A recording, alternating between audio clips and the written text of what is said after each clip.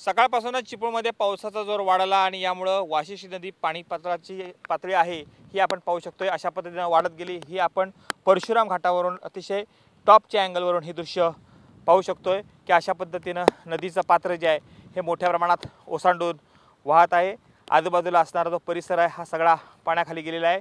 सगळं चिपळूण जे आहे हे अशा पद्धतीने जलमय झालेलं आपल्या दृश्यामधून पाहता येत आहे। नदीत सातत्याने वाढ होते, पाणी पातळी वाढते आहे आणि यामुळे वाढलेलं पाणी जे शेतामध्ये असा मोठ्या प्रमाणात घुसतंय आणि भात शेतीचं देखील प्रचंड मोठं नुकसान झालेलं आहे। सारखा पावसाचं प्रमाण आहे हे वाढलेलं आहे। चिपळूणच्या विविध भागामध्ये सखल भागामध्ये पाणी साठलेलं आहे। यामुळे जनजीवन आहे हे विस्कळीत झालेलं आहे। प्रशासन अलर्ट मोडवरती आहे।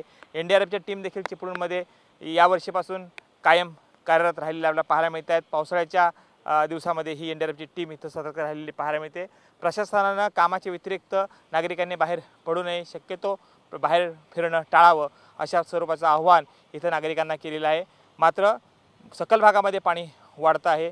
अजूनही या नदीनं आहे ही धोक्याची पातळी ओलांडलेली नाही, मात्र इशारा पातळीच्या वरती ही नदी जी आहे ही वाहताना दिसते आणि यामुळे हा धोका जो आहे हा अधिक मोठ्या प्रमाणात इथं आपल्याला पाहायला मिळतोय। मोठ्या प्रमाणात पाऊस जर असाच पडत राहिला तर मात्र सर्वाधिक पाणी जे आहे हे अशा पद्धतीनं साठणार आहे आणि वाढणार आहे। यामुळे नागरिकांमध्ये देखील चिंता आहे। जनजीवन आहे हे साधारण सुरळीत होण्यासाठी अजून काही तासांचा वेळ लागणार आहे, कारण भरलेलं पाणी आहे हे अजून उतरत नाही आहे। यामुळे पावसाचा जर वाढला तर अधिक मोठ्या प्रमाणामध्ये पाणी भरू शकतं, पाणी वाढू शकतं। व्हिडिओ जर्नलिस्ट समित गजनीसह कृष्णकांत साळगावकर, PNN मराठी, चिपळूण, रत्नागिरी।